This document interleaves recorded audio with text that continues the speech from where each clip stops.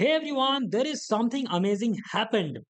Uh, AI scientists have got the Nobel Prize in physics and chemistry, and this is about the physics that how they have got the Nobel Prize in physics, what they have done in AI with physics.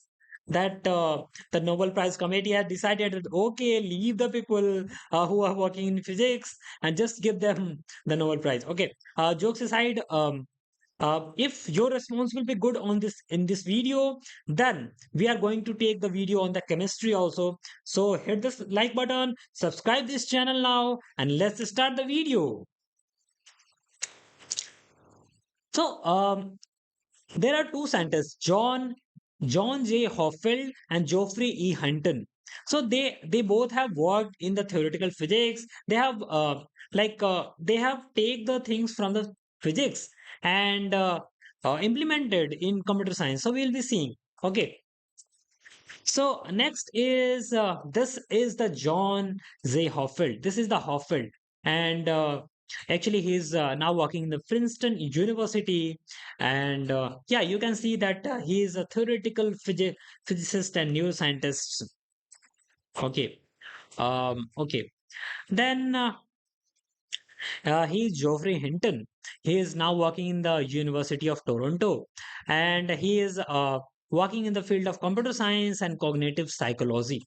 So I just want to reflect one thing at this point, that you can see that how they have the freedom to work on two different things like computer science and cognitive psychology, or for the John Hoffield, he is working in physics and neuroscience. So like two different fields is actually leads to the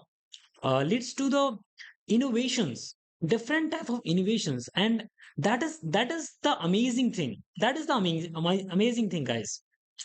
So I think India should have the system for that. Of course, there are systems, but that is not that much robust, honestly saying. Yes.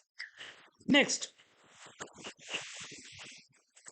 So Nobel Prize announcement was actually announced on the 8th October.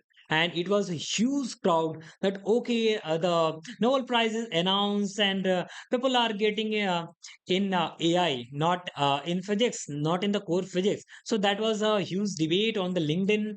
But oh yeah, okay, next. What is the significance? Significance is interdisciplinary recognition, like how they have used to use physics to work in the AI, and how that research is actually changing the life, and societal impact is always there. Yeah. Okay. John J. Hoffield contribution is actually for his Hoffield network. Just think that the scientist is actually making some networks, and the network name is on his own name. Hoffield network. This is known as Hoffield network. This is recurrent artificial neural network. Okay, that revolutionized the understanding of the associative memory. Okay. Uh, next.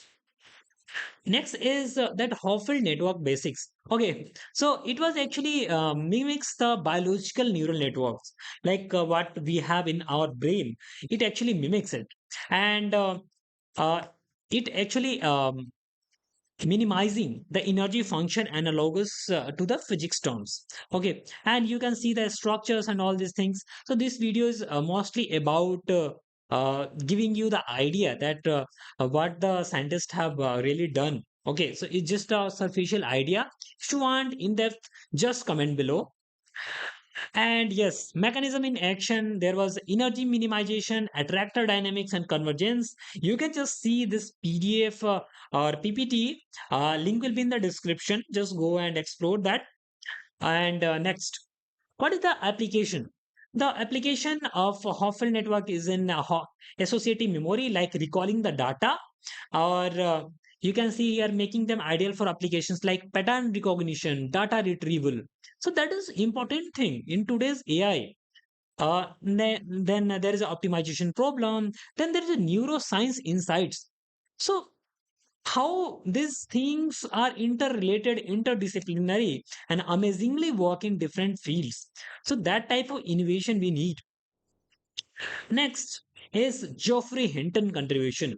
Geoffrey Hinton is also known as the godfather of AI, and uh, and that is amazing, and that is amazing. He is working in the deep learning and artificial intelligence from a long time. They are working from a long time. Like Andrew Ng is also there, so they are working from a long time where where AI was not a fancy thing. It was not a cool thing to take a lot of money. Like companies are taking a lot of money on name of AI only. So that is the thing, guys. Okay. Next, what is his contributions? Okay.